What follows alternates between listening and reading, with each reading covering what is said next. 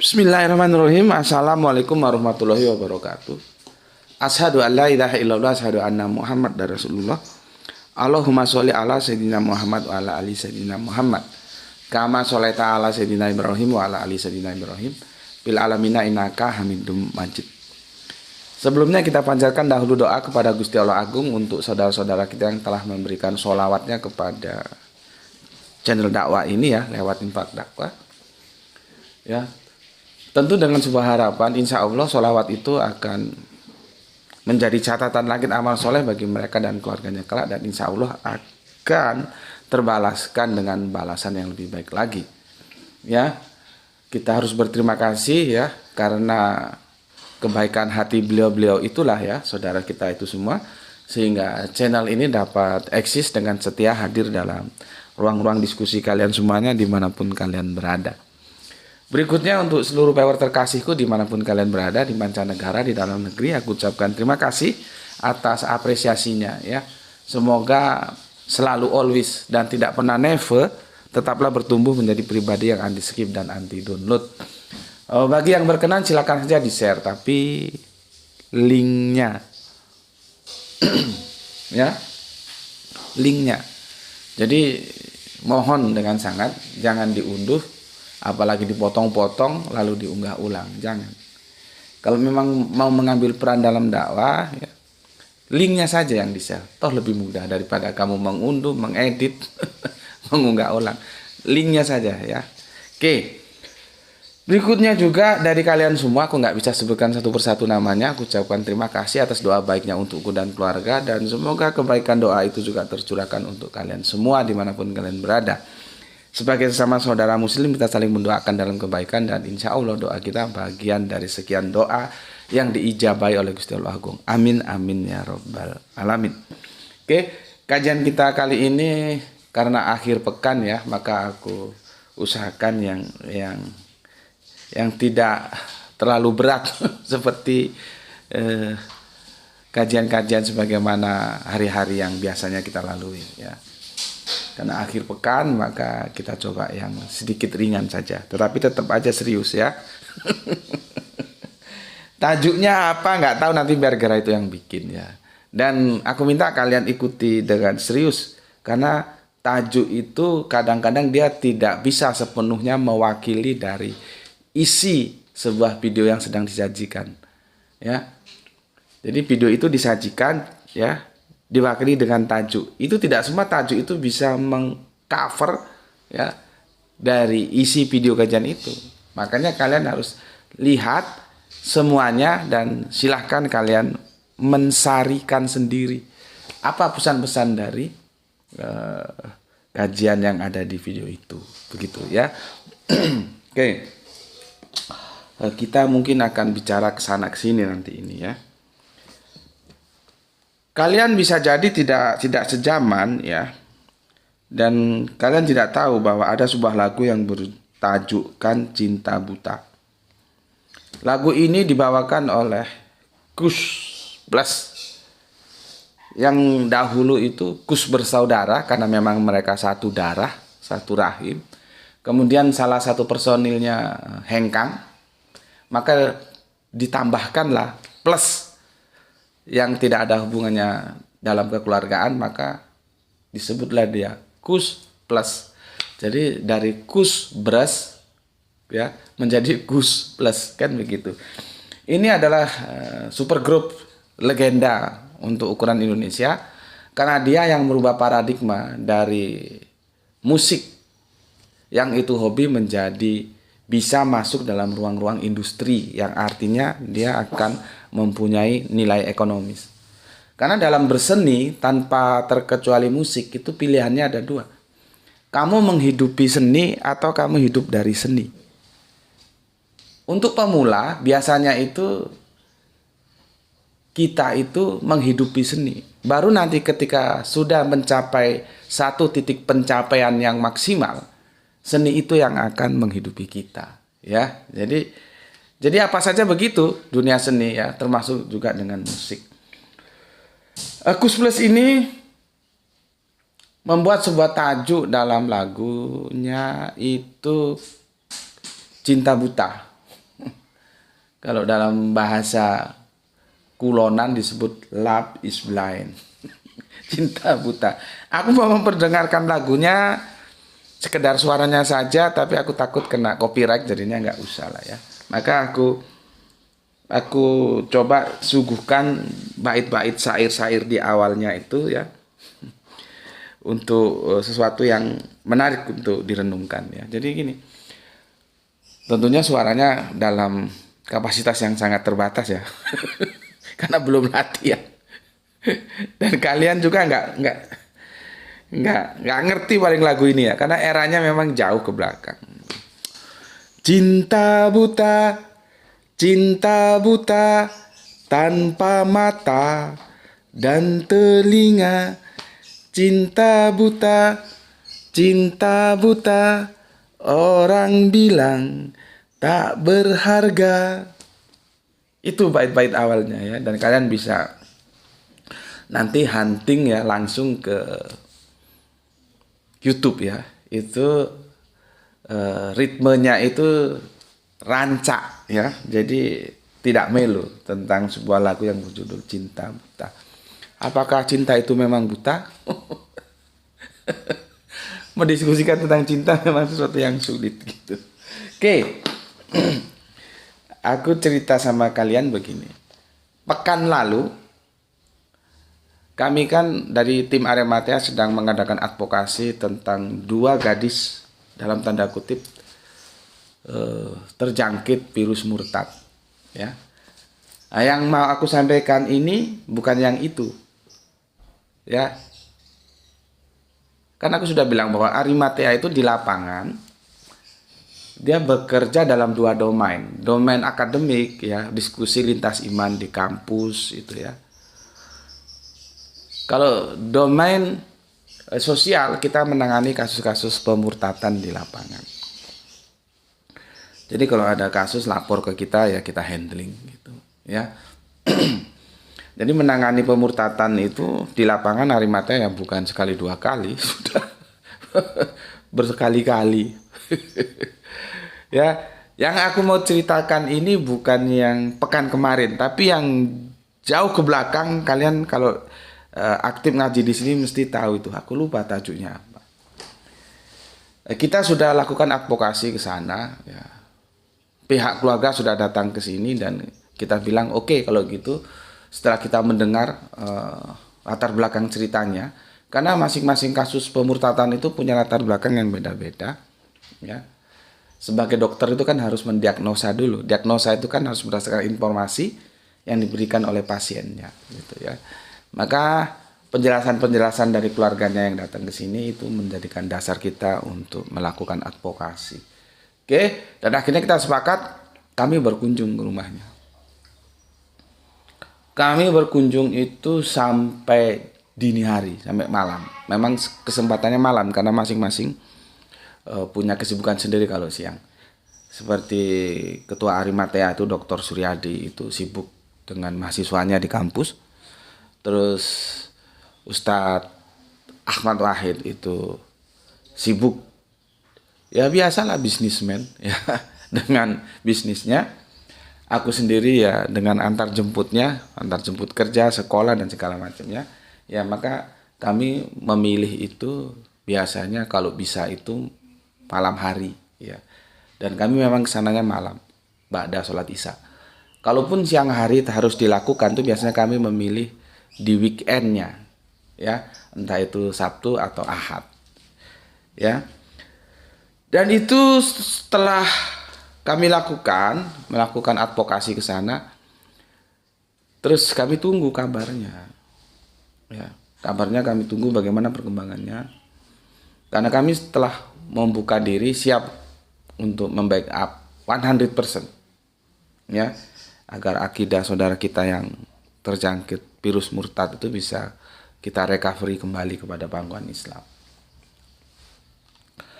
Setelah kita tunggu-tunggu, nggak ada kabar beritanya, ya. Terus aku mengutus Gurem N. Rukem, ya, Gurem N. Rukem, karena dia berdomisili di Malang. Dia relatif lebih dekat dengan rumah saudara kita yang keluarganya terjangkit virus murtad. Kalau dari tempatku lumayan jauhnya, karena aku kan di Batu. Dan Arimatea memang begitu. Arimatea itu sebuah organisasi yang kalau you tertarik monggo, kalau enggak ya enggak usah gitu. Jadi tidak formal-formal amat, tidak harus punya kartu anggota Arimatea, enggak. Kami itu sebuah katakanlah lembaga sosial kalau bisa begitu ya disebut. Cuman perspektifnya akidah gitu aja lah ya. Jadi siapa yang mau gabung ya ayo, kalau enggak ya enggak gitu. Enggak harus resmi dikasih kartu anggota dulu baru bekerja, enggak. Jadi di sini happy-happy saja gitu ya. Semua berdasarkan keterpanggilan. Kalau jiwamu terpanggil membela Islam, monggo. Kalau enggak ya enggak ada masalah. Jadi kita tidak formalis. Maka dari itu Gurem Enrukem aku utus ya, tanpa harus memberikan dia kartu anggota Arimatea. Nggak harus apa namanya, nggak harus administratif banget gitu loh ya, nggak formalistik begitu. Kita enak-enakan aja. Karena apa? Karena waktu kita melakukan advokasi awal dulu juga Gurem Enrukem aku libatkan. Jadi siapa saja yang mau aku libatkan. Ayo ini ada saudara kita kena musibah ya, ada anggota keluarganya yang terjangkit virus murtad gitu. Ya, yang kita melakukan advokasi itu sampai dini hari malam gitu. Ya. Karena nggak ada kabar beritanya, aku utuslah Gurem Enrukem. Ya. Kita minta supaya keluarganya, terutama orang tuanya harus juga bersifat tegas. Karena tanpa disupport oleh keluarga, maka kami-kami ini akan menjadi tidak bisa powerful ya untuk menghandling kasus permutaan itu. Jadi kita tetap minta dukungan keluarga, karena kan Arimatea itu outsider kan, tidak masuk dalam lingkungan keluarga. Nah kalau lingkungan keluarganya sendiri tidak mendukung kami, bagaimana kami bisa bekerja full power, artinya enggak maksimal gitu. Nah, setelah kita cari tahu kan katanya si anak itu ya, itu gadis itu ya, guru merasa dihakimi, diposisikan sebagai terdakwa, sehingga ketika kami mau minta diskusi kembali, kita ngobrol lagi, ditolaknya dengan alasan itu. Kalau si ibunya ya kan enggak tahu apakah alasan itu memang benar begitu atau hanya sebuah alasan saja yang dikemukakan untuk menghindari diskusi. Karena yang dikedepankan Arimatea itu rasionalitas, maka diskusi itu menjadi sesuatu yang perlu disampaikan. Gitu ya. Dan kami mau seharusnya ibunya itu tidak serta-merta mengikuti apa mau anaknya ketika anaknya mengajukan alasan seperti itu, yang merasa dihakimi, ya, yang diposisikan sebagai terdakwa. Enggak begitu. Itu kan kata dia, kata kami enggak. Kami enak saja kok, diskusinya santai gitu. Ya.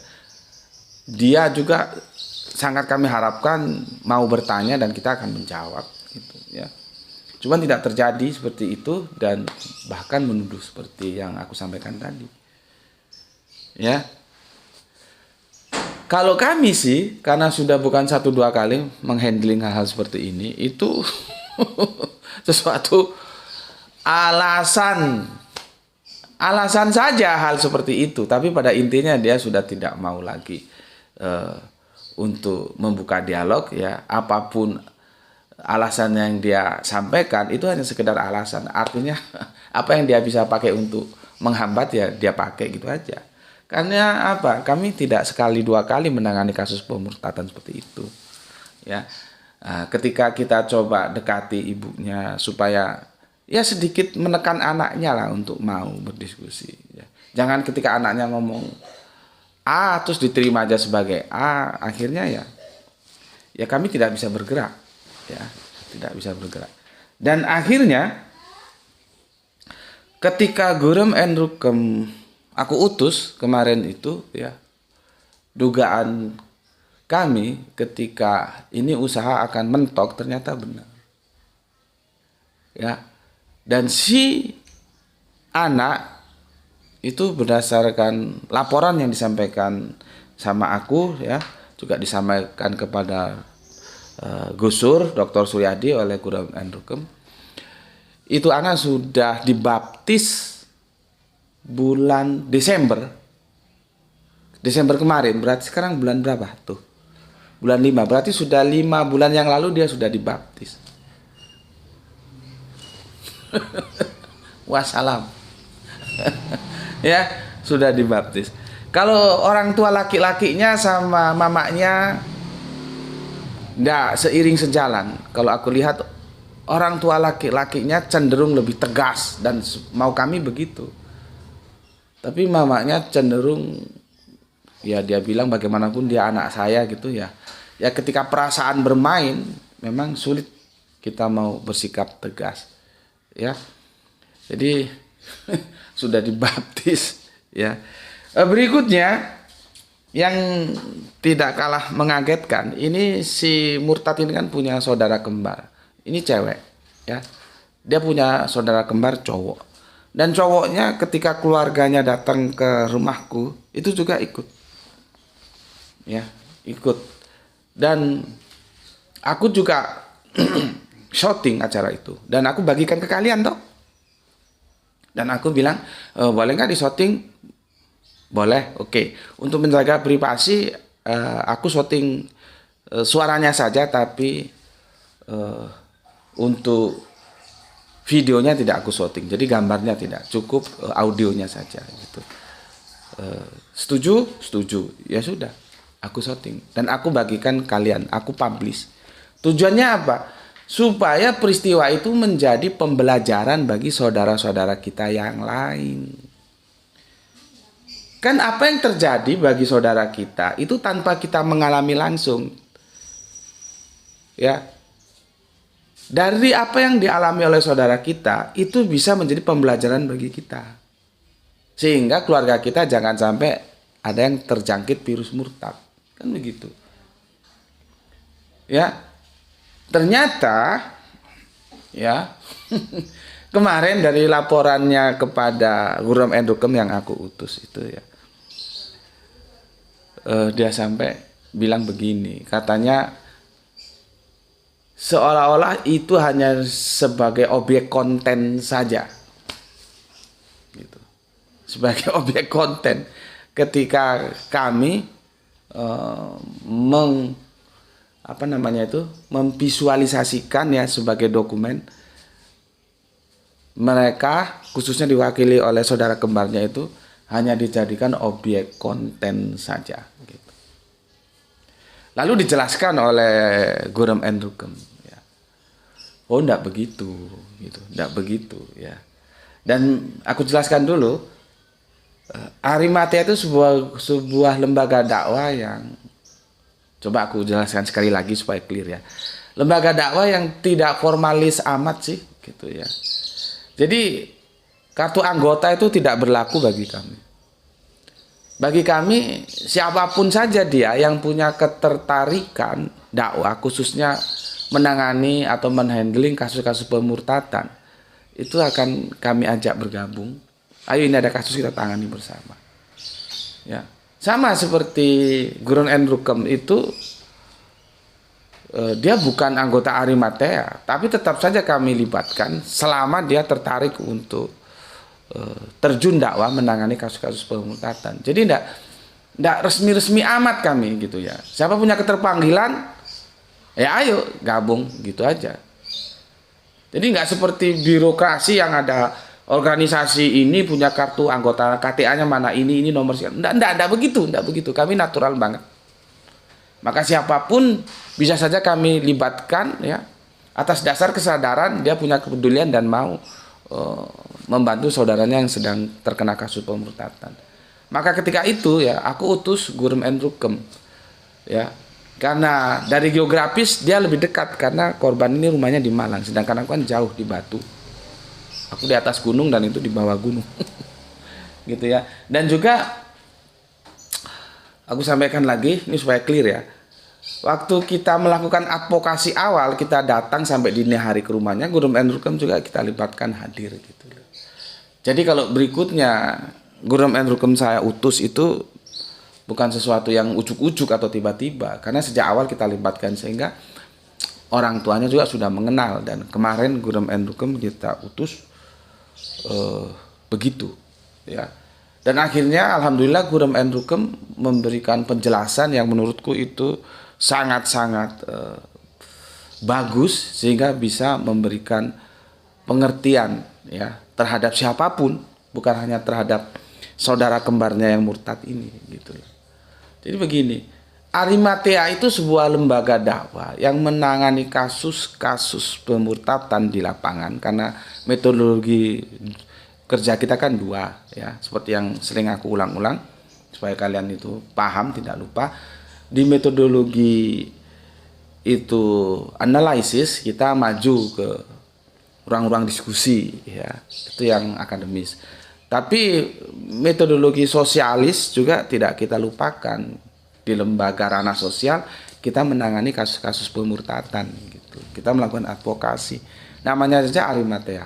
Advokasi, rehabilitasi, imunisasi akidah terpadu, efektif dan aktual. Kalau terlalu panjang, terlalu akademis, gampangnya semboyannya itu menyampaikan Islam, mencegah pemurtadan. Udah, itu paling gampang. Dan kita tidak birokratis banget. Ya makanya Guru Endrukem kita libatkan karena dia punya ketertarikan monggo. Ketika si saudara kembar ngomong gitu, saudara kembarnya yang murtad, dijelaskan sama Guru Endrukem dengan sangat baik bahwa Arimatea tidak begitu. Arimatea tidak mencari keuntungan apapun. Arimatea itu melakukan tijaroh, jual beli dengan Gusti Allah. Ya. Jadi bayangan si kembar keluarganya yang murtad itu, dia hanya dijadikan sebuah objek konten video. Ya, meskipun dia tidak ngomong kan ujung-ujungnya konten video dapat duit, kira-kira begitulah. Ya. Kira-kira kan begitu. Lalu dijelaskan sama Guru Endrukem, oh Arimatea tidak begitu. Saya bukan orang Arimatea, tapi saya menjelaskan Arimatea tidak begitu. Gitu ya. Kita semua datang ke sana itu dengan kemampuannya masing-masing. Jadi kalau kita bergerak itu dengan saku kita masing-masing. Dan kami pasti menyampaikan advokasi yang dilakukan oleh Arimatea itu gratis. Ya. Kalau di antara viewer ada yang mau melakukan katakanlah cek and recheck, silakan saja. Kalau ada keluarga atau siapapun yang pernah diadvokasi Arimatea dalam kasus pemurtadan dan Arimatea minta tarif, silakan lapor ke saya. Silakan Anda cari, ada nggak? Maka gue jamin kagak ada, karena kami bukan seperti itu. Ya, nah, tiba-tiba ada yang berprasangka seperti itu. Hanya untuk konten. Kita berpikir oke lah, kita ikuti alur ceritanya. Bikin konten, ya. Terus dapat duit dari konten itu ya. Oke lah, kita ikuti alur ceritanya. Dapat duit berapa? Dapat duitnya itu berapa? Kalian tahu bahwa channel ini tidak tumbuh subur. Dalam viewernya tentunya kontribusi iklannya juga tidak subur. Karena aku sudah berkali-kali sebutkan ya bahwa konten kita itu didukung, dukungan yang paling menentukan itu adalah kontribusi infak dakwah dari saudara-saudara kita yang secara ekonomi dilebihkan ya. Jadi lewat itu, bukan lewat kontribusi dari YouTube. Kontribusi dari YouTube itu kadang sebulan dapat, kadang enggak, kadang dapat, kadang enggak juga. Itu sudah biasa. Jadi didukung. Makanya setiap kali awal video kita, aku mengajakkan untuk mengucapkan terima kasih kepada saudara-saudara kita yang telah bersolawat lewat infak dakwah. Karena energi utamanya dari sana. Gitu loh ya. Tapi oke lah kita ikuti kerangka berpikir rekan kita yang kembarannya dari yang murtad itu. Kita dapat kontribusi lewat video dia itu ya, yang kita abadikan. Berapa? Besarannya itu loh, berapa videonya? Itu kata kami orang Malang, nggak nyucuk rek. Nggak nyucuk, nggak tahu bahasa Indonesia, nanti biar Irfan yang menjelaskan. Nggak nyucuk gitu apa bahasa Indonesia? Nggak nyucuk dengan apa yang harus kami keluarkan. Nggak nyucuk. Ya, di sini meskipun aku hidup dalam segala keterbatasan, kalau ada tamu itu istriku itu subhanallah mesti menyediakan apa-apa yang pantas disediakan. Karena kita kedatangan tamu, itu juga pakai duit, nggak pakai kertas. Nggak pakai sobekan kertas koran, belinya pakai duit. Kan ya, kalau kesini kan mesti konfirmasi ya. Tentunya aku akan sesuaikan dengan jadwalku, hari ini, tanggal ini, jam segini gitu. Nah, kita mau tahu kedatangan tamu, ya. Biasanya aku wanti-wanti, tolong jangan banyak-banyak karena kontrakannya sempit rumahnya gitu, ya. Tapi waktu kemarin nggak, kita masukkan, saya pinjam rumah tetangga di depan karena lebih luas. Saya taruh rumah depan, ya. Tentunya kan mau kedatangan tamu juga kan kita siap-siap tuh. Apa yang pantas kita suguhkan, dan itu kan ya nggak dibeli dari sobekan kertas koran. Ya, jadi kalau dia mau hitung-hitungan monggo lah. Oke, kita anggap dapat kontribusi. Apakah itu nyocok? Apakah itu balik modal? Ya, yang pertama. Yang kedua, kalau dia merasa dirugikan dengan dibuat konten itu, padahal aku sekali lagi, ketika konten itu mau dibuat kan aku sudah izin. Boleh nggak dibuat video? Boleh. Oke, kalau begitu wajahnya bagaimana, ditampilkan atau tidak? Kalau dia tidak, tapi aku biasanya berusaha untuk tidak tampilkan. Jadi yang kita ambil voice-nya saja, audionya saja, videonya enggak. Tapi kalau misalkan mereka bilang, enggak apa-apa, saya di syuting juga enggak apa-apa wajahnya, video dan audionya semua gitu. Enggak harus audionya saja, ya enggak apa-apa kita syuting. Itu bukan tanpa tujuan. Tujuannya apa? Kalau itu kita publis ya di YouTube, itu menjadi pembelajaran bagi saudara-saudara kita yang lain. Kita bisa belajar dari pengalaman saudara kita supaya kita tidak terjangkit musibah seperti itu. Kita sudah ada ekstra hati-hati. Hati-hati terhadap virus murtad. Itu sebetulnya. Kalaupun ada efek lain, oke lah, meskipun itu sebetulnya kalau mau hitung-hitungan nggak signifikan. Bayangkan kami sampai dini hari datang di advokasi itu. Dr. Suryadi itu bukan orang yang pengangguran, dia sibuk dengan tugas-tugas kampusnya. Ya. Dia kalau nguji ya itu nilainya bukan kecil. Misalkan ada dalam ujian disertasi itu bukan nilai kecil, itu duitnya. Ya, begitu juga Ustadz Ahmad Wahid yang aku bilang Cak Ahmad itu pengusaha besar itu. Dan kami ke sana malam sampai dini hari karena memang semua kami ini orang-orang sibuk. Maka selama bisa malam kami datangnya malam ba'da Isya. Nanti sampai dini hari. Dan Guru Network memang aku libatkan. Karena kami tidak birokrasi banget. Nggak harus punya KTA, Rimatea, enggak. Siapapun yang terpanggil untuk dakwah, mengadvokasi saudara yang jadi korban pemurtadan, ayo gabung. Kita nggak harus birokrasi, harus punya KTA, enggak. Nah, sekarang kok dia bisa bilang begitu, ya? Nah, sekarang coba dia hitung, taruhlah itu sebuah kerugian bagi dia karena dijadikan konten. Lebih rugi mana saudaranya yang murtad? Coba. Lebih rugi mana dengan saudaranya yang murtad? Taruhlah kita hitung-hitungan. Oke.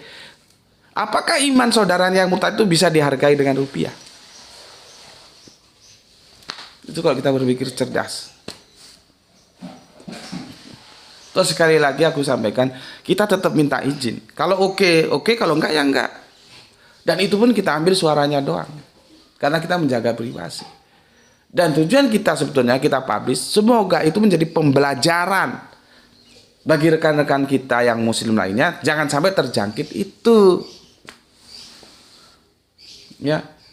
Begitu kami lakukan. Pernah satu kasus ya.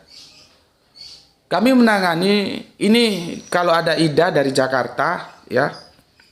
bisa konfirmasi langsung. Nanti imam yang dari Jakarta itu dia paling jago untuk mencari data rekam jejak digital ya. Itu aku belum bermain di YouTube, tapi sudah aku unggah di Facebook bagaimana Arimatea menghandling pemurtatan di Blitar. Itu ceritanya begini, Ida melaporkan ke kami bahwa ada satu rumah yang itu rumah keluarga, artinya masih harus sebagai waris. Dan Ida punya hak karena dia kan dari sekian anaknya termasuk Ida. Rumah itu telah berubah fungsi menjadi gereja. Ya. Dan adiknya sudah murtad.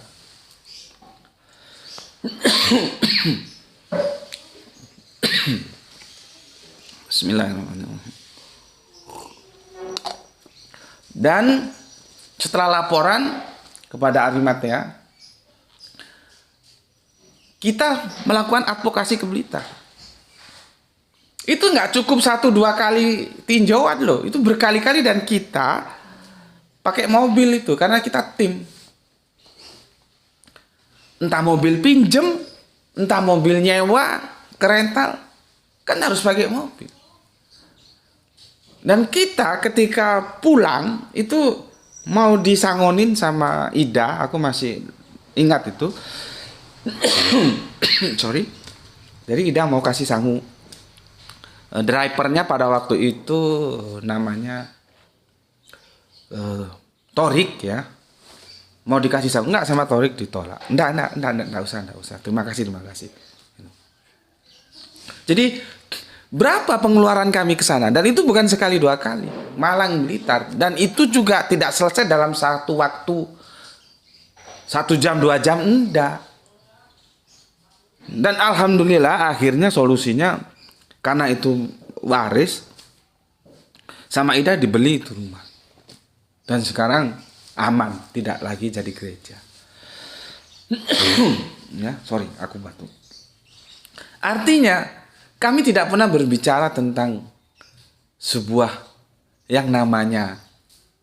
benda yang namanya DUIT. Nah, kami bekerja, kami bertijaroh, kami berjual beli dengan Allah.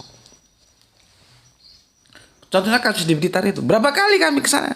Kami melakukan advokasi. Ya. Selama kami masih bisa mampu dari kantong kami masing-masing, kami lakukan. Dan alhamdulillah selama ini bisa. Nggak pasang tarif begini-begini, nggak. Makanya aku bilang sekali lagi, kalau kalian menemukan, silakan set. Ada keluarga yang telah kami advokasi, terus bilang, oh itu Arimatea minta tarif 1 kali kunjungan sekian, lapor ke aku. Dan imam Jakarta tolong carikan itu set, karena aku belum punya channel YouTube, pada itu belum aku unggah ke YouTube, di Facebook ya. Ketika Arimatea menghandling rumah yang menjadi gereja itu yang di Blitar, ya itu dokter bukan dokter. Kalau Pak Gusur, Dokter Suryadi, ini dokter, bukan dokter. Dokter Kayanto itu masih sehat, kita libatkan, itu ada fotonya, itu aku unggah di Facebook. Kita sama sekali tidak meminta upah. Lah kok yang kemarin itu ngomong minta upah. Ya dia tidak ngomong kami minta upah sih ya, tapi dia ngomong berkeberatan ketika dijadikan konten. Padahal sisi lain dari konten itu adalah supaya terpublish dan saudara kita yang lain bisa mengantisipasi, menjadi pembelajaran, jangan sampai terkorban dari virus murtad. Tapi alhamdulillah kemarin Guru Hukum telah menjelaskan seperti itu. Nggak nyucuk Pak, nggak nyucuk Bu, nggak nyucuk Mas, nggak nyucuk Mbak. Itu biar Irfan jelaskan sekali lagi apa itu nggak nyucuk. Kalau harus hitung-hitungannya duit. Ya sekali lagi yang aku bingung, kalaulah dia merasa dirugikan, apakah dia tidak rugi kalau adiknya itu murtad? Karena keimanan tuh nggak bisa ya, diukur oleh duit. Dan akhirnya benar murtad karena informasi yang masuk setelah Guru Hukum tak utus kemarin ke sana, itu sudah dibaptis bulan Desember kemarin. Ya, Desember kemarin. Berarti sekarang sudah Mei itu ya, sudah 5 bulan. Dan yang menyakitkan ya, itu kata Guru Endrukem, karena aku tanya dia, kemarin kamu ke sana ketemu dia cuma keluar dari kamar, terus dia pakai jilbab nggak? Enggak. Tapi kalau ngajar masih pakai jilbab, coba. Kan penipuan, ya. Sudah dibaptis, tapi untuk kepentingan dia pribadi, kalau ngajar dia guru masih pakai jilbab. Kami sebetulnya ingin agar orang tuanya itu, kalau bapaknya tegas, terutama mamanya, jangan hanya mengikuti irama yang dimainkan oleh anaknya. Karena anaknya itu kami harap bisa melakukan diskusi dan itu berseri. Karena tidak bisa satu kali ketemu jebret. Ini perlu diskusi dan berseri. Lah anaknya nggak mau. Ngomong sama mamanya, dia merasa dihakimi. Dia merasa diposisikan sebagai terdakwa. Kan itu pengakuan dia dan kami tidak melakukan itu. Dan apakah itu bisa dipercaya? Tentunya bagi kami yang telah asam garam menangani kasus permutaan di lapangan, itu sama sekali tidak bisa dipercaya dan itu hanya alasan yang dia kemukakan. Dan maksud kami, mamanya itu harus memberikan stressing, jangan hanya ikut permainan yang dimainkan oleh anaknya. Ya, dia akan mencari alasan, dan memang itu alasan. Gitu loh. Kok anaknya diikuti, akhirnya murtad. Ya, itu alasan yang dia cari-cari. Untuk dia menghindar dari diskusi. Dan aku begitu optimis, dia tidak mencari kebenaran sebetulnya dalam perpindahannya dari Islam ke Kristen. Tidak. Karena dia sedang berpacaran dengan laki-laki Kristen. Itu masalahnya. Itu masalahnya. Sebetulnya informasi yang masuk ke kami, ya, mereka sempat berpacaran, sempat ditentang oleh kedua orang tuanya, dan putus. Dikirain orang tuanya benar-benar putus, ternyata mereka main di balik layar. Pacarannya itu sampai sekarang tetap berlanjut. Ya, tetap berlanjut. Maka kalau dibilang, seperti tadi aku bilang, merasa didakwai, merasa dihakimi, merasa dijadikan terdakwa, itu sebagai alasan saja. Intinya dia sudah tertarik dengan lelaki yang menjadi pacarnya dan dia itu rela mengorbankan agamanya untuk menjadi Kristen. Jadi dia sebetulnya menjadi Kristen, meninggalkan Islam bukan berarti dia paham untuk sebuah kebenaran, enggak. Karena apa? Ya karena pacar tadi itu. Makanya di awal ya aku bilang tentang sebuah tajuk lagu yang dibawakan oleh Kus Plus, tajuknya itu adalah Cinta Buta. Cinta itu membutakan. Sepertinya lagu-lagu itu kalau kita lihat ada isi listening aja, didengar sambil lalu saja gitu. Tapi sebetulnya ada nilai-nilai yang itu berat di dalamnya dan harus menjadi perhatian kita. Tapi biasanya kita karena belum mengalami cinta buta, ya dianggap itu hanya lagu. Padahal tidak. Cinta itu buta dan kalau sudah membutakan itu bahaya. Bahaya. Dia tidak tahu lagi benar salah. Seperti cewek ini, dia nggak tahu benar salah ya karena dia sudah cinta sama laki-lakinya yang Kristen itu. Jadi hanya alasan doang. Yang merasa dihakimi lah, merasa menjadi itu alasan doang. Ya. Alasan dan alasan. Karena kita menangani kasus seperti ini bukan 1 kali 2 kali. Pernah dari Medan lari ke sini juga. Putrinya Bu Hafsah itu kita, dan itu berbulan-bulan. Karena harus kejar-kejaran dulu di mana ini posisinya, kita cari. Ya. Dan kita akan berhasil kalau keluarga itu powerful memberi dukungan kita. Tapi kalau keluarganya sendiri tidak melakukan stressing, mengikuti irama yang dimainkan oleh anggota keluarganya yang ikut murtad, maka kita menjadi powerless. Karena kan Arimata itu kan outsider. Kita bukan dari bagian keluarga kalau gitu. Jadi kita nggak bisa kan nyelonong masuk kalau tidak diundang. Nah, mau kita, ini pembelajaran bagi yang lain. Orang tuanya itu tidak hanya mengikuti irama gendang yang dimainkan anaknya dengan alasan merasa dihakimi, dengan alasan dijadikan terdakwa. Itu alasan doang. Intinya dia sudah jatuh cinta, dan itu cinta buta sama laki-laki Kristen itu, dan dia sudah dibaptis. Bukan karena sebuah kebenaran. Ya.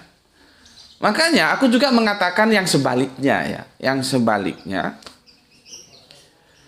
Untuk saudara-saudara kita yang sebaliknya ya, artinya laki-lakinya Islam ya, pacarnya itu Kristen ya. Aku mesti bilang, jangan karena dia mau nikah sama kamu terus dia jadi mualaf, jangan, itu tidak begitu beragama. Jadi nilai keislamannya itu justru tertolak, tidak berbobot, tidak berkualitas. Tapi tugas kamu, kalau kamu senang sama dia, ya, kamu ajari dia Islam itu bagaimana, kamu ajari dia Kristen itu bagaimana, jelaskan semampu kamu. Kalau kamu tidak mampu, cari orang yang mampu menjelaskan, supaya nanti dia tahu konsep benar salah. Dia tahu agama yang ditinggalkan, dan dia tahu agama yang dimasuki sekarang. Jadi tidak seperti orang masuk dalam ruang hampa. Sudah hampa, cahaya, gelap pula. Dia nggak tahu benar salahnya agama yang ditinggalkan. Dia juga tidak tahu benar salahnya agama yang dimasuki sekarang. Itu kan goblok namanya. Makanya ketika siapa yang dari Tuban itu? Mas Arif ya. Yang dari Tuban itu ketika dia mau menikah kan istrinya mualaf. Ketika dia konsultasi sama aku kasih saran begitu. Jangan karena kamu Islam terus istrimu itu mau jadi mualaf. Itu tidak bermutu, tidak berkualitas. Islam tidak begitu. Tapi keimanan itu dibangun atas dasar pengetahuan. Tugas kamu menjelaskan Islam itu gimana, Kristen gimana. Belajari dia comparative religion. Setelah itu beri kebebasan dia untuk memilih. Karena tidak ada artinya ketika dia mau menjadi Islam hanya karena dia cinta sama kamu. Itu tidak berkualitas ya. Makanya aku bilang tadi, kembali lagi ke yang perempuan murtad tadi, itu tidak berkualitas. Dia melakukan hanya karena dasar cinta yang buta itu. Akhirnya ya cinta buta itu yang dia makan ya. Bayangkan ya, kenapa ini sudah terjadi? Karena proses pergaulan, pertemanan, perpacaran. Makanya ya, ayo jaga keluarga-keluarga kita ya, entah itu anak kita, adik kita, sepupu kita, apapun dari kita. Hati-hati ketika mencari teman. Karena awalnya kan iseng dari teman, akrab dari pacar. Ketika sudah pacar nih mulai masuk nanti cinta. Ketika sudah cinta dan itu buta, namanya aja cinta buta, sudah nggak berpikir benar salah. Hati-hati. Makanya itu tadi aku kasih tajuk cinta buta. Lu kira itu hanya sekedar lagu? Oh tidak. Kalau lu sudah masuk dalam sebuah peristiwa yang seperti aku ceritakan tadi, lu tahu, oh ternyata cinta itu bisa buta ya. Maka hati-hati mencari teman. Ya, hati-hati. Apakah kita akan menjual agama kita karena kebutaan itu? Apa yang dia dapat? Nggak nyucur ya. Akidah Islam itu nggak ada tokonya. Dia tidak bisa dinilai dengan rupiah. Dengan apapun kenikmatan dunia tidak bisa. Gitu. Apakah kita akan membutakan demi cinta dengan mengorbankan agama? Itu jadi masalah. Ya, maka dari itu hati-hati ya dalam berteman, dalam mencari kawan, dalam berinteraksi dengan siapapun. Hati-hati. Kenali dulu, gue Islam, dia siapa. Kalau sudah dari awal lu tahu gue Islam, dia siapa, lu sudah sejak awal pasang demarkasi. Ada garis-garis yang itu tidak boleh dilampaui. Ada garis pembatas. Ya. Ada garis pembatas. Sehingga interaksinya tidak berbahaya.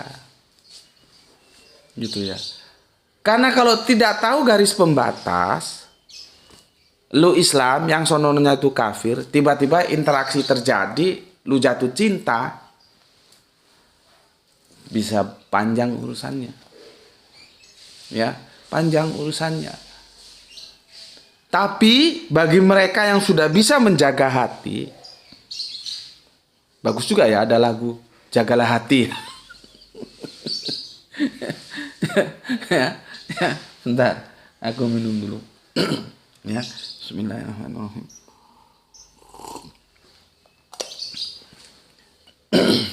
Iya kan ada lagu Jagalah Hati, kan gitu kan ya? Itu yang dipopulerkan oleh AA kita yang terkenal dari Bandung kalau nggak salah ya. Kan ada lagu Jagalah Hati. Dan sekarang kita tahu menjaga hati itu perlu. Artinya kalau hati lu sudah tahan banting, lu tidak akan mudah terpengaruh oleh apapun. Silahkan lu bermain dengan siapapun, berteman dengan siapapun, berinteraksi dengan siapapun. Kalau hatimu itu sudah kebal, sudah benar-benar posisinya itu mantap, dia tidak akan terpengaruh. Ya. Tapi kalau kamu tidak bisa menjaga hatimu, hati-hati. Hati-hati milih teman. Hati-hati. Ini untuk semuanya. Kalau ada adikmu, anakmu, keluargamu, mbakmu, masmu, siapapun dari keluargamu, ketika dia sudah berinteraksi dalam dunia sosial, dia harus diingatkan bahwa dia Islam. Yang sono-sono itu kafir, maka jaga hati. Ada batas-batas mana yang boleh, mana yang tidak. Oh, gue Islam. Gitu loh. Karena kalau hati tidak terjaga, akhirnya dia masuk dalam suasana cinta, bubar urusan. Bubar urusan. Ya akhirnya murtad seperti itu karena dia tidak pandai menjaga hati. Mana batas yang boleh? Kan harusnya kan dia kalau dari awal sudah ngerti, oh, gue Islam lo ya. Lu Kristen. Dalam agama gue kagak boleh kawin campur. Maka dia sudah menjaga hati. Ada batas-batas yang tidak boleh dilampaui. Dia tidak boleh, gue tidak boleh jatuh cinta sama dia. Karena apa? Dalam Islam tidak boleh kawin campur. Dalam Islam harus menikah dengan Islam. Dan gue tidak boleh murtad. Maka hubungan itu akan tetap baik dan tetap terjaga. Tapi kalau tidak menjaga hati, tidak tahu batas-batas mana, maka batas-batas itu akan dia terjang, akhirnya ya jatuh dalam pemurtadan. Kan banyak di antara kita nggak pandai menjaga hati. Kecuali hatimu sudah kokoh, kamu mau berinteraksi, berteman, bersahabat, bergaul dengan siapapun, kamu tetap akan selalu dalam Islam. Nah itu nggak apa-apa. Tapi kalau yang model-model gampang terbawa dengan pertemanan, awalnya kan iseng gitu, iseng teman sekolah kayak teman-teman akrab kesana kesini, lama-lama nyaman kayak. Dia sudah nggak berpikir ini, gue Islam loh, lu kafir, nggak ada. Yang penting dia merasa nyaman. Dan begitu mencapai titik akhir, lu kok berlanjut sama gue, lu mesti murtad loh ya. Kalau ini cewek kokoh, seharusnya kan dibalik. Kalau lu mau sama gue, lu harus mualaf loh ya. Itu dong. Ya. Oke, waktunya sudah cukup ya, sudah setengah jam lebih dan kita usahakan ini diskusi yang santai tapi menjadi perenungan kita bersama. Ya, pertama yang perlu aku sampaikan, Arimatea itu sebuah lembaga dakwah non profit. Ya, jadi jangan sampai ada lagi yang berpikir seperti tadi. Ya, nggak nyucuk hitung-hitungannya, nggak balik modal. Ya. Kita tidak pernah memasang tarif ketika melakukan advokasi. Ya, kalau kita perlu mobil, kalau ada pinjam-pinjam, kalau nyewa ya nyewa, kita bayar dari kantong kita. Dan advokasi itu tidak bisa terjadi sekali, mesti itu berfrekuensi. Ya. Itu yang pertama. Yang kedua, advokasi itu Arimatea akan powerful ketika anggota keluarganya mendukung kita. Karena kita kan outsider, bukan orang dalam. Ketika orang dalamnya nggak mendukung, maka kita yang powerful menjadi powerless. Ya, satu kali lagi ya, aku mumpung ingat, dulu kita menangani kasus dari Bali dan itu perutnya sudah gede, sudah dibikin hamil berapa? 6-7 bulan. Ya, laki-lakinya Kristen. Sudah kita advokasi, akhirnya laki-lakinya kita suruh pulang ya, kita antar ke terminal. Yang ceweknya kita advokasi. Itu dari Bali dibawa ke sini. Kebetulan orang tuanya sebetulnya dari tanah Jawa merantau di Bali, berusaha dan sukses gitu loh. Dibawa ke sini. Sebetulnya Arimatea Bali juga ada, cuman di sana timnya karena masih bertumbuh ya, tidak se-eksis Malang, maka dibawa ke Malang. Itu berhasil, kita advokasi, kita pisahkan. Waktu dulu itu handphone masih handphone tulalit, belum Android seperti sekarang. Dan karena Arimatea nggak punya markas ya, kita titipkan ke salah satu Agnia yang rumahnya luas ya, kita titipkan di sana sampai nanti melahirkan gitu. Ini sudah kita pisahkan. Kita sudah wanti-wanti, jaga anaknya, jangan kasih handphone sembarang, apapun jangan, jaga anaknya. Tiba-tiba kita dapat kabar anaknya hilang, sudah lari. Terus kita tanya, kenapa kok bisa gitu? Saya kasih handphone. Waduh, ya jelas hilang, Bu. Kami sudah kasih instruksi harus komunikasi ditutup. Kok sampean karena kasihan karena ini anaknya dikasih handphone, ya hilang, dia tinggal call aja. Dia call pacarnya dan dia tanya gimana ini. Tentunya dia akan lari dan dia mencari perlindungan yang bisa melindungi dia. Itulah sebagai contoh. Itu terjadi beberapa tahun yang lalu ke belakang, lebih lama. Aku masih ingat belum ada Android, masih tulalit gitu. Hilang, nggak bisa. Kita sudah memisahkan capek-capek, tiba-tiba mentah menjadi hilang. Karena apa? Karena perasaan sama anaknya seperti itu. Makanya aku bilang, jangan ikuti genderang yang sedang dimainkan oleh anggota keluarga Anda yang kena virus murtad. Harus tegas. Entah itu anak, adik, mbak, emas, apapun jangan. Kita harus tegas. Karena dia sedang terjangkiti ya yang aku bilang tadi itu. Hati-hati mencari teman. Pertama kan iseng berteman.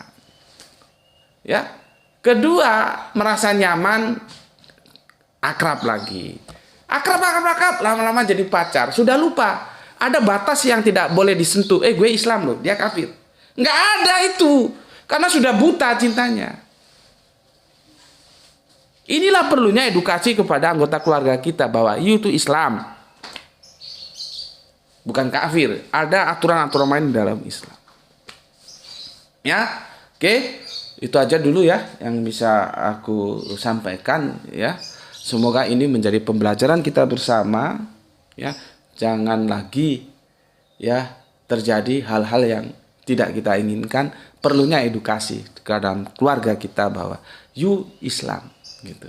Oke, pesan dari aku, jaga Allah, jaga Kanjeng Nabi, jaga Al-Quran, jaga sholatmu ya, dalam bingkai iman Islammu, dalam sebuah keindahan setelah kita mencarinya lewat rasional dan menjaganya oleh hati. Namun demikian kita harus memberi hormat kepada saudara-saudara kita yang lain, karena mereka juga tetap saudara kita. Ya, semoga mendapatkan keberuntungan, rezeki yang barokah dan kesehatan yang prima.